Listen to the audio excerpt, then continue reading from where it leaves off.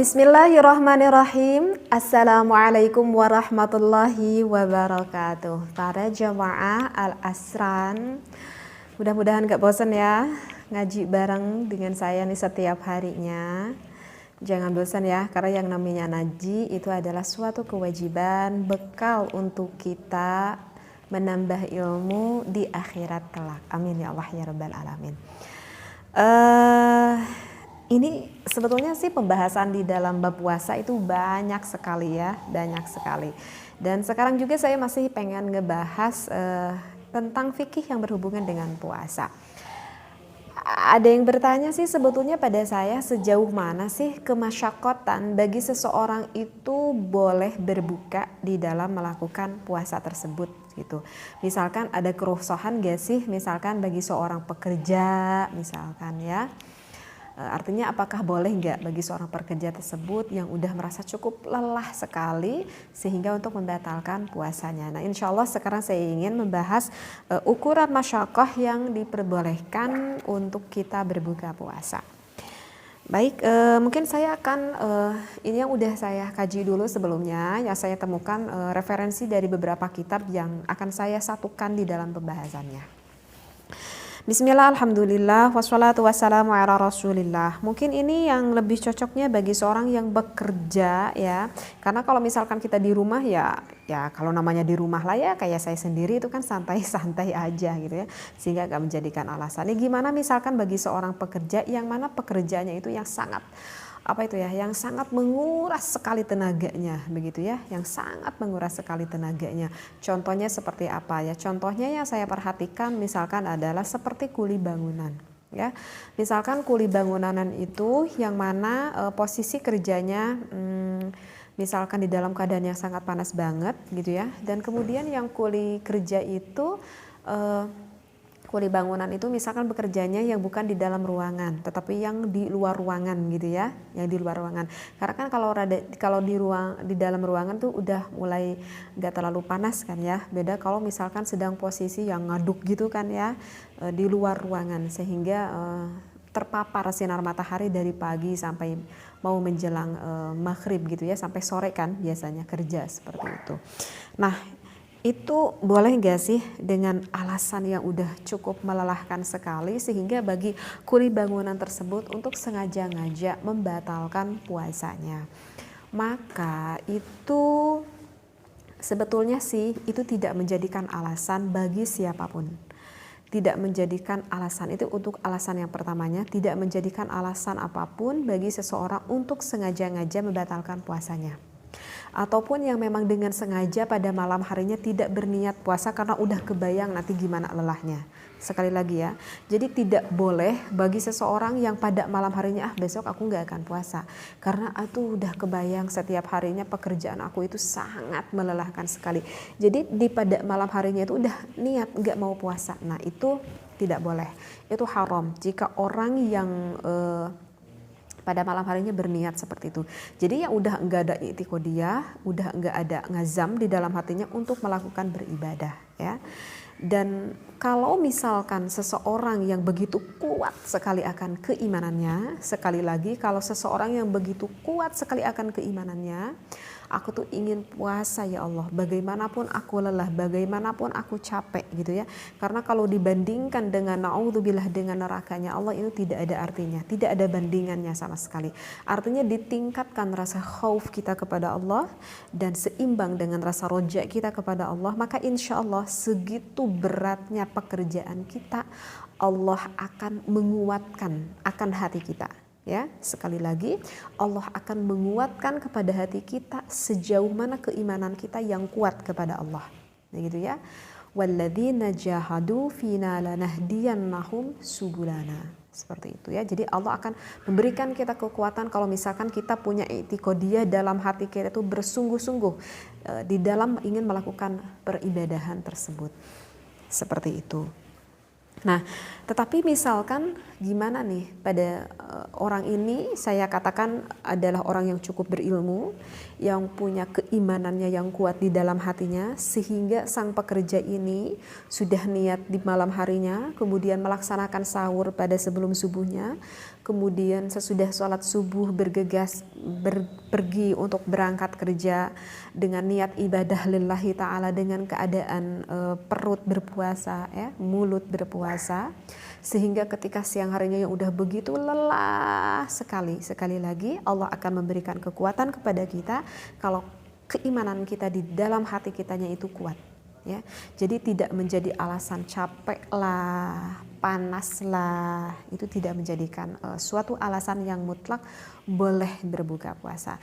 Nah, kemudian sejauh mana sih kemasyakohan itu misalkan bagi seseorang boleh berbuka puasa? Jika misalkan seorang pekerja tersebut yang udah banget masyakoh, ya, yang mana tubuhnya itu sudah merasa kepayahan sekali, bahkan kalau misalkan tidak berbuka maka bisa mengakibatkan bahaya bagi tubuhnya itu. Nah, berarti kalau sudah bisa mengakibatkan bahaya bagi tubuhnya itu, ini bisa dikatakan Bapak ini sudah berada di dalam kondisi yang tidak baik. Artinya dalam kondisi yang tidak baik itu adalah sudah berada di dalam kondisi yang tidak sehat. Berarti kalau misalkan bagi seseorang kuli bangunan tersebut misalkan yang udah agak tua, yang udah agak sedikit punya penyakit, memaksakan puasa pula, kemudian bekerja yang cukup berat pula, sehingga kondisinya begitu drop banget. Bahkan kalau misalkan dilanjutkan mempertahankan puasanya itu bisa mengakibatkan bahaya bagi fisik Bapak kuli bangunan tersebut. Nah, itu adalah batasan dari masyakoh. Jadi kalau udah ada masyakoh mengkhawatirkan sekali terhadap fisik tubuhnya, maka itu dikatakan di dalam kitab Fatawil Fiqhiyah boleh untuk berbuka. Dan otomatis kalau boleh untuk berbuka, ya ini kemungkinan orang ini yang sudah tidak bisa lagi melanjutkan bekerjanya. Karena bagaimana bisa melanjutkan bekerjanya? Karena kan di dalam kondisi yang sudah tidak memungkinkan untuk bekerja. Ya oleh karena itu boleh berbuka. Jadi jangan sampai ada alasan karena udah saya nggak kuat banget, payah banget, panas banget gitu ya, sehingga berbukalah, kemudian makanlah, tetapi kerjanya masih tetap aja terus jalan gitu. Tapi kok kalau misalkan nggak kuat kok aneh, bekerja kok masih tetap kuat. Nah, itu sebetulnya bukan menjadi suatu alasan. Dan kalau misalkan ada para pekerja seperti itu, bagaimana hukumnya? Itu hukumnya adalah berdosa sekali lagi ya. Naudzubillah summa naudzubillahi min dzalik ya. Seperti itu ya. Oke. Nah, terus itu contoh untuk pekerja kuli bangunan. Nah, kalau misalkan untuk pekerja bis nih, nah ini tuh para pekerja nih ya, saya akan nyambung ke para pekerja. Nah, gimana misalkan untuk para pekerja supir bis? Nah, supir bis ini adalah supir bis yang antar provinsi gitu ya, bukan yang supir bis yang deket-deket. Kalau supir bis yang deket-deket itu tidak menjadikan alasan. Tapi ini gimana nih, misalkan untuk supir bis yang antar provinsi, misalkan Jakarta, Jawa misalkan, dan itu kan membutuhkan perjalanan yang bisa sampai seharian gitu kan, bisa sampai seharian pada subuh, mungkin sampainya maghrib misalkan ya, sekitar 12 jaman gitu dari Jakarta ke Jawa, sekitar 12 jaman misalkan. Nah, dan cukup melelahkan banget bagi supir tersebut. Apakah itu bisa menjadikan alasan boleh untuk berbuka gitu? Dikarenakan kan katanya boleh, katanya kalau misalkan berbuka kalau bepergian itu yang marhalatain, artinya adalah jarak tempuh yang bisa dilaksanakan sehingga melaksanakan jamaah tadim, jamaah tahir ataupun qashar ya, sekitar 90 ataupun 100 km. Nah, bagi supir tersebut itu apakah boleh atau tidak? Nah, bagi supir ini tidak termasuk musafir, tidak termasuk yang sedang berada di dalam perjalanan.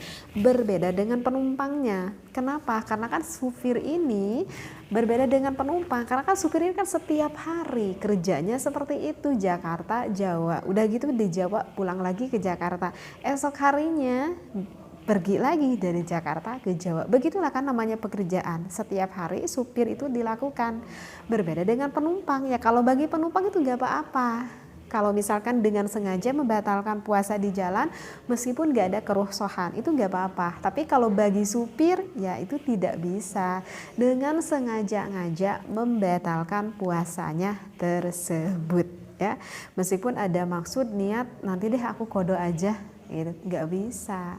Tetap aja wajib melakukan berpuasa kecuali, nah kecuali apa ya, kecuali yang tadi. Kecuali kalau memang udah masyakoh banget ini kalau misalkan dilanjutkan berpuasanya sangat memudaratkan sekali bagi tubuhnya, berarti ini udah tanda kutip orang ini yang udah nggak sehat. Berarti orang ini yang udah memang dalam kondisi sakit, memaksakan diri untuk bepergian jauh seperti itu kan. Nah itu tidak apa-apa. Jadi ini alasannya sama ya, kalau ada kemasyakotan yang sudah membahayakan pada dirinya itu tidak apa-apa. Tetapi nggak boleh sekali lagi ya kalau untuk sengaja-ngaja. Nah itu misalkan untuk yang bekerja bagi seorang supir. Nah sekarang saya kasih contoh dari satu lagi. Gimana kalau misalkan bagi pekerja yang petani nih ya, yang petani juga kan itu cukup melelahkan juga.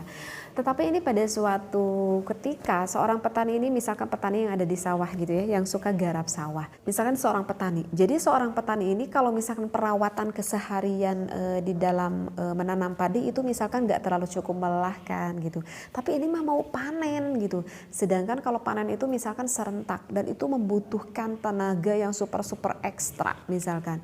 Sedangkan sedang berpuasa. Apakah itu juga bisa nggak sih menjadikan alasan bagi petani yang ketika mau panen misalkan panen di sawah gitu ya, atau di ya sayuran apapun itulah misalkan ya, ini bagi petani ini. Boleh gak sih? Kalau saya udah baca-baca ya di dalam kitab Bughiyatul Mustarsidin pada Sahifah 100 ke-12 seperti itu. Itu sih ya tetap aja pada hukum mutlak awalnya itu tetap aja tidak menjadikan suatu alasan yang seperti udah tadi saya terangkan untuk sengaja-ngaja untuk membatalkan puasa, tidak dengan alasan capek lah, tidak dengan alasan lelah lah, tidak dengan alasan lapar lah, tidak dengan alasan haus lah, tetap secara mutlak harus melaksanakan puasa. Nah, tetapi di sini bisa dikatakan boleh itu dengan ada beberapa syarat tertentu. Di antaranya itu adalah misalkan yang pertama nih, di dalam kitab Bughiyah ini dicarikan dulu solusi bagi petani tersebut. Dicarikan dulu solusi. Gimana ya besok itu saya tuh mau panen. Nah, di dalam kitab Bughiyah itu dikatakan bisa nggak sih panennya itu ditunda menjadi bulan Syawal gitu ya. Nah itu di dalam kitab itu dikatakan seperti itu. Bisa nggak sih panennya itu ditunda pada bulan Syawal? Karena kalau misalkan kamu memaksakan panen pada bulan puasa ini dan biasanya yang sudah itu sangat melelahkan badan yang sangat luar biasa sekali. Kalau begitu gimana deh panennya pada bulan Syawal aja. Nah seperti itu. Ngasih solusi ya di dalam kitab itu dikatakan itu. Tetapi misalkan petani itu menjawab ini nggak bisa kalau saya diundur pada bulan Syawal, karena kalau misalkan diundur pada bulan Syawal nanti memungkinkan misalkan sayuran-sayuran saya gitu yang harusnya panen ataupun padi ataupun apalah itu bisa mengakibatkan busuk misalkan ya, karena itu udah terlalu kadaluarsa misalkan kalau disyawalkan. Nah, berarti alasan ini udah nggak bisa ya, dikarenakan katanya nggak mungkin kalau Syawal. Oke. Untuk alasan yang keduanya, di dalam kitab itu ngasih lagi solusi ya kepada para petani. Bisa gak sih kalau misalkan panennya itu pada malam hari aja deh, gak boleh siang gitu. Kan kalau siang tuh kamu tuh lelah kecapean, gimana kalau terbalik aja, kamu tuh panennya pada malam hari gitu. Dalam kitab itu ngasih lagi solusi. Nah misalkan menjawab lagi nih seorang petani ini jawabnya gak bisa kalau misalkan panen pada malam hari karena gak kelihatan gitu ya. Misalkan saya tuh mau panen padinya itu bukan tanah yang kecil-kecil cuman beberapa tumbak, tapi ini misalkan panennya itu hektaran gitu ya, ini hektaran dan sedangkan gak mungkin memakai lampu ya, gak ada listrik dan tanahnya cukup luas misalkan hektaran. Nah sehingga ditepis lagi seorang petani tersebut, intinya berarti gak bisa nih kalau misalkan panen pada malam hari seperti itu. Nah Itu udah ada 2 alasan ya. Nah, untuk alasan yang ketiga, misalkan puasanya itu yang sangat begitu membebani bagi petani tersebut, yang udah sangat begitu terbebani. Artinya adalah ketika memaksakan puasa tersebut yang udah yang sudah begitu sangat memasyakotkan banget kepada badannya. Jadi ini mah bukan, rasanya tuh udah bukan lemes lagi, udah bukan dikarenakan haus lagi, ya, udah bukan dikarenakan lapar lagi, karena memaksakan ketika panennya udah begitu lelah kondisinya, ya sama alasannya, hampir-hampir kondisi fisiknya itu mau drop gitu ya, yang udah sangat mengkhawatirkan banget. Misalkan udah kayak orang yang mau dehidrasi gitu ya, seperti itu. Nah, itu bisa menjadikan suatu alasan bagi orang tersebut untuk berbuka.